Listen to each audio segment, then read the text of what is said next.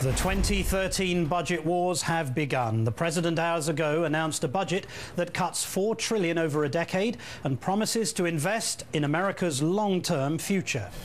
At a time when our economy is growing and creating jobs at a faster clip, we've got to do everything in our power to keep this recovery on track. By reducing our deficit in the long term, what that allows us to do is to invest in the things that will help grow our economy right now. And naturally, the Republicans are having none of it. Republican Senator Mitch McConnell called it a failure before it was even announced.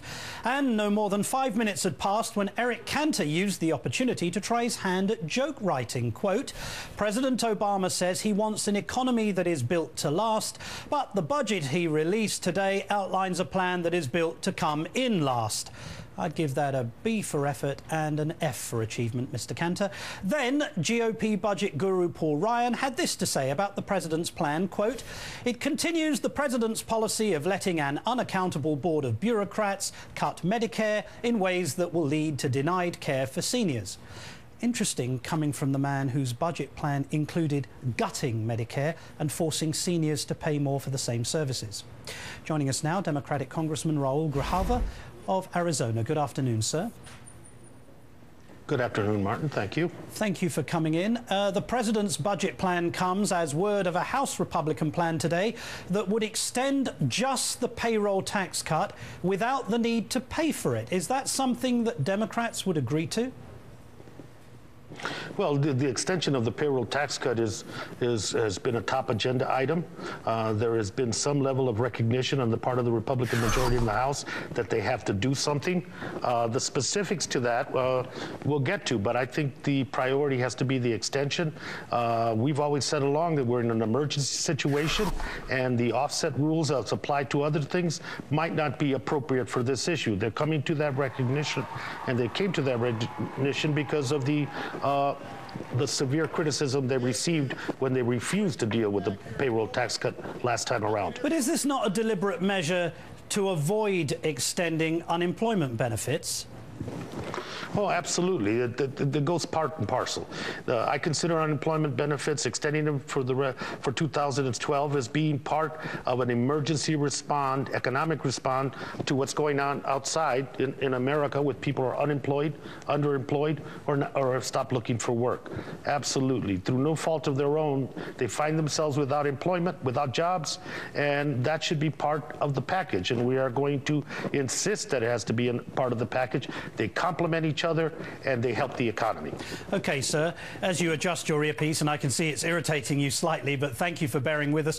What percentage of the president's budget plan has a realistic chance of passing, honestly?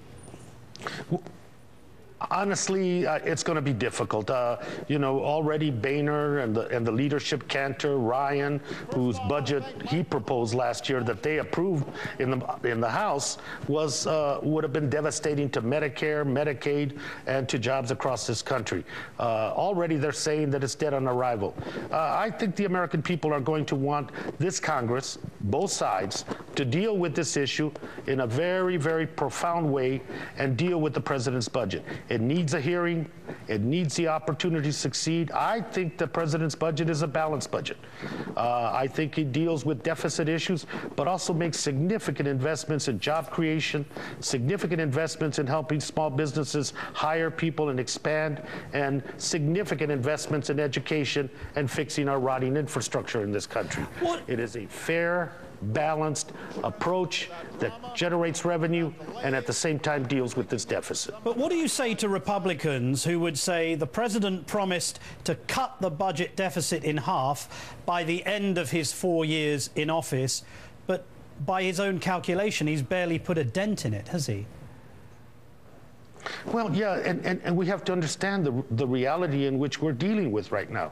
And that's why I said the American people want some reality. It is also important for this government, the taxpayers' government, the American people's government, the federal government, to intervene and provide direct investment to create jobs. And once jobs are moving, and once the middle class finds more security in their lives, you will see that spending will increase, and the issues with the budget as revenue increases will begin to be dealt with. If we don't make this intervention in investing in our country for the long haul, we're going to find ourselves in this perpetual recession for too long. This is an opportunity for Republicans to come to grips with the reality that's out there in America. The polemics are one thing, the reality is the reality that real Americans are facing every day. Congressman Raúl Grijalva, you can remove that earpiece once and for all. Thank you very much for joining us this afternoon. Thank you sir. so much. Appreciate it. Stay with us. The day's top lines are next. He's still